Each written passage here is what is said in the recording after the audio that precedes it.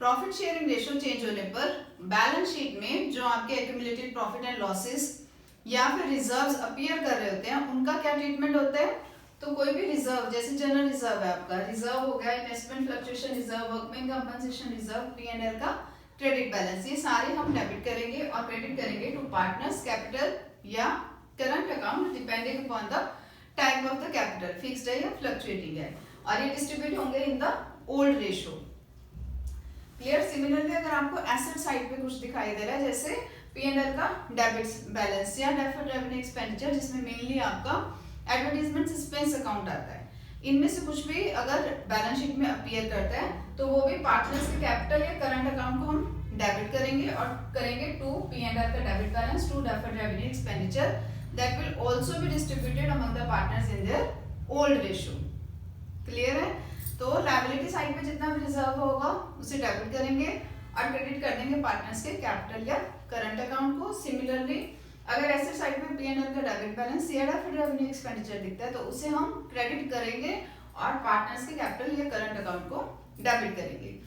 इस तरीके से जो भी बैलेंस शीट में आपको रिजर्व्स या एक्यूमुलेटेड प्रॉफिट एंड लॉसेस दिखते हैं वो सारे खत्म कर दिए जाते हैं by distributing them to the partners in their profit sharing ratio old ratio. Workman compensation reserve, ये रिजर्व फर्म क्रिएट करती है कि कल को अगर कोई मिस हैपनिंग हो जाती है इन द फर्म और उन्हें कंपनसेशन देना पड़ता है वर्कमैन को, तो उनके पास ऑलरेडी एक रिजर्व हो जिसमें से वो पैसा वर्कमैन को एज अ कंपनसेशन पे ऑफ कर सके। अब इस रिजर्व का बेसिक यूज क्या है कि उसने क्लेम के लिए यूज किया जाएगा, बट अगर ड्यूरिंग द ईयर सपोजिंग कोई क्लेम अराइज ही नहीं होता तो इस रिजर्व की फर्म को कोई जरूरत नहीं है, तो फर्म क्या करेगी, इस रिजर्व को खत्म कर देगी। कैसे करेगी, वो वर्कमैन कंपनसेशन रिजर्व को डेबिट करेगी टू पार्टनर्स की कैपिटल अकाउंट में सारा रिजर्व डाल देगी। ठीक है, to A's capital, to P's capital, to C's capital. ठीक, जैसे हम कह देते हैं supposing WCR workman compensation reserve firm का था 12,000 की और पार्टनर्स की ओल्ड रेशियो जो थी, क्योंकि हम ये डिस्ट्रीब्यूट करते हैं among the partners in their old ratio, old ratio थी 1:1:1। तो एनजी का डलेगी WCR 12,000, ए के पास भी 4,000, बी के पास भी और सी के पास भी। ये चीज ध्यान रखनी है कि डिस्ट्रीब्यूट होगा इन देयर ओल्ड रेशियो। ठीक है जी, ये तो था कि अगर क्लेम अराइज नहीं होता, बट अगर सपोजिंग क्लेम अराइज हो तो तब हमारे 3 केसेस बनते हैं कि क्लेम जो है वो रिजर्व्स के इक्वल भी हो सकता है, ज्यादा भी हो सकता है या कम भी हो सकता है। तो उनको कैसे ट्रीट करेंगे, तो अगर सपोजिंग एग्जांपल लेके कर रहे हैं हम, वर्कमैन कंपनसेशन रिजर्व हम कहते हैं हमारे पास 10,000 का था और वर्कमैन कंपनसेशन क्लेम अराइज हुआ equal to the reserve, that is WCR is equal to WCC। Workman compensation reserve और क्लेम दोनों इक्वल अमाउंट के हैं। उस केस में फर्म क्या एंट्री पास करेगी, सारे के सारे रिजर्व को, वर्कमैन कंपनसेशन रिजर्व को एडजस्ट कर देगी अगेंस्ट क्लेम। तो एंट्री डालेगी workman compensation reserve account debited to workman compensation claim. ठीक है, इस केस में एंट्री कितने से डलेगी, 10,000 से। ठीक है जी, क्योंकि रिजर्व का बेसिक यूसेज क्या है कि हमने उसे क्लेम के अगेंस्ट एडजस्ट करना है। अब क्योंकि रिजर्व भी उतना ही है और क्लेम भी उतना ही है, तो सारे के सारे रिजर्व को क्लेम के अगेंस्ट फर्म जो है वो एडजस्ट कर देगी। सेकंड केस में अगर सपोजिंग कहते हैं हम कि वर्कमैन कंपनसेशन रिजर्व जो है वो है 10,000 का, बट क्लेम अराइज हुआ सिर्फ और सिर्फ 3,000 का। ठीक है, तब फर्म क्या करेगी एंट्री, तब हमारी एंट्री डलेगी वर्कमैन कंपनसेशन रिजर्व को तो हम 10,000 से डेबिट करेंगे, क्लेम के अगेंस्ट हम लेंगे 3,000, क्योंकि हमारा क्लेम कितने का राइज हुआ है, 3,000 का, और बाकी बचा रिजर्व किनके पास जाएगा, पार्टनर्स के पास। तो हम लिखेंगे to A's capital account to B's capital account. ठीक है, और याद रखना है किस रेशो में जाएगी, ओल्ड रेशो में, ये ध्यान रखना है। इस केस में ओल्ड रेशो सपोजिंग में गए थे 1:1 है, तो क्या करेंगे हम 3500 ए के पास, 3500 बी के पास जाएंगे। है जी। अगर सपोजिंग क्लेम की अमाउंट कम है और रिजर्व्स की अमाउंट ज्यादा है तो बचा हुआ रिजर्व हम पार्टनर्स को डिस्ट्रीब्यूट कर देंगे इन देयर ओल्ड रेशियो। ठीक, अब हम थर्ड केस लेते हैं जब हम कहते हैं क्लेम की अमाउंट जो है वो रिजर्व से ज्यादा हो गई है। उस केस में हमारी एंट्री बिल्कुल ही डिफरेंट हो जाएगी। तब हम एंट्री क्या पास ऑन करेंगे, तब हमारी एंट्री आएगी वर्कमैन कंपनसेशन रिजर्व को तो हम खत्म करेंगे ही करेंगे, 10,000 हम इसको लिखेंगे डेबिट में, ठीक है। और डब्ल्यू वर्कमैन कंपनसेशन क्लेम को हम क्रेडिट कर देंगे विद अमाउंट 15,000। क्लियर है। और बीच के डिफरेंस को हम किस में लिखेंगे, रीवैल्यूएशन अकाउंट में, क्योंकि ये लॉस हुआ और ये लॉस कौन बियर करेगा, पार्टनर्स बियर करेंगे। कितने का, 5,000 का। तो इसलिए हम ये 5,000 को रिवैल्यूएशन अकाउंट में डाल देंगे। और बाद में एंट्री क्या करेंगे, रिवैल्यूएशन को कैसे खत्म करेंगे, एज कैपिटल पार्टनर्स को डिस्ट्रीब्यूट होगा ये भी loss, B's capital debit to revaluation. किस रेशो में, ओल्ड रेशो, ठीक है, याद रखना है ओल्ड रेशो में। ये है 5,000, 2,500 ए के पास, 2,500 लॉस जो है वो बी क्लियर करेगा। क्लियर है। अगर क्लेम आपका ज्यादा हो जाता है और रिजर्व्स कम है तो डिफरेंस की अमाउंट को हम रिवैल्यूएशन में डालेंगे और वो बियर करेंगे partners in their old ratio. ये है वर्कमैन कंपनसेशन रिजर्व की ट्रीटमेंट का मेथड। नेक्स्ट है हमारा इन्वेस्टमेंट फ्लक्चुएशन रिजर्व। अब हमें पता है कि हमारी जो इन्वेस्टमेंट्स की वैल्यू है वो जब हम बुक्स ऑफ अकाउंट्स में उनकी एंट्री डालते हैं तब हम डालते हैं एट द बुक वैल्यू, ठीक है। अब इन्वेस्टमेंट की वैल्यू जो है मार्केट वैल्यू वो कम भी हो सकती है उस बुक वैल्यू से और उससे ज्यादा भी हो सकती है।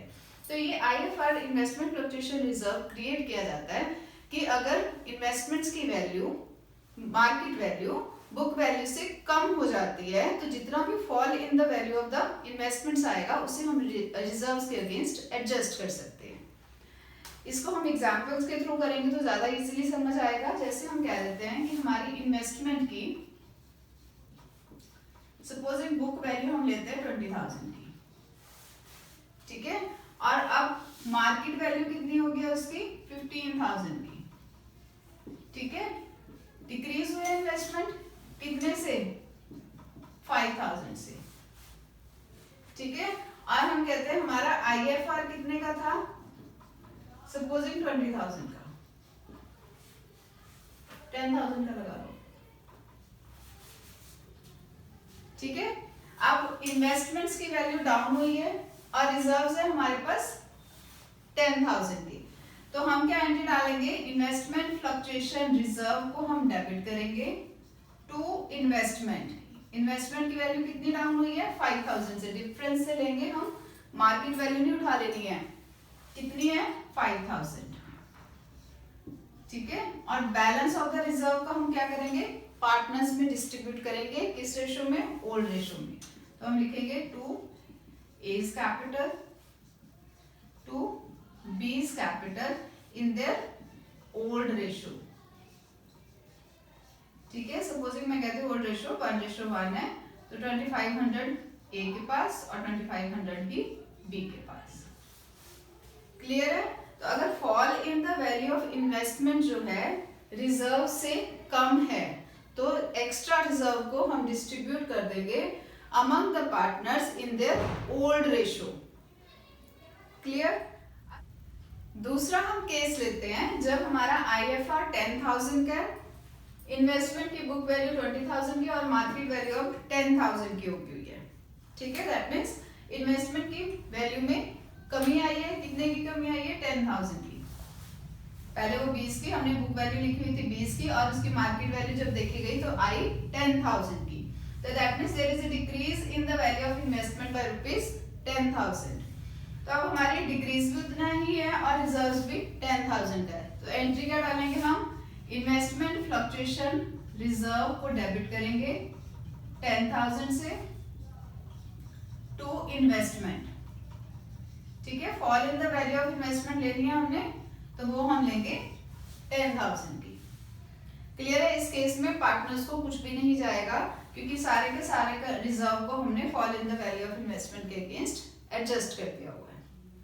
ठीक, थर्ड हम केस लेते हैं जब हमारी मार्केट वैल्यू हो जाए 5000 की।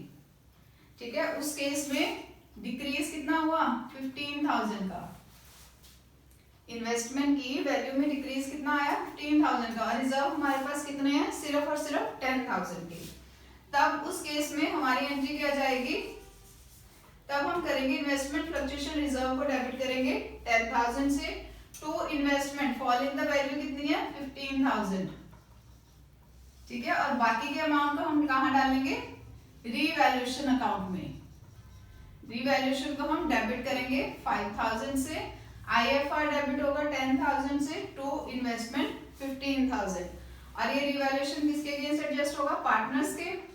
तो एज कैपिटल अकाउंट को हम डेबिट करेंगे, B's capital account debited to revaluation. Revaluation account कितना? 5000 का। किस रेशो में डिस्ट्रीब्यूट करेंगे अब हम? इन देयर ओल्ड रेशो। ठीक है, सपोजिंग मैं कहती हूँ इक्वल है तो 2500 की डिस्ट्रीब्यूट हो जाएगी टू ए एंड बी। ये ध्यान रखना, ओल्ड रेशो।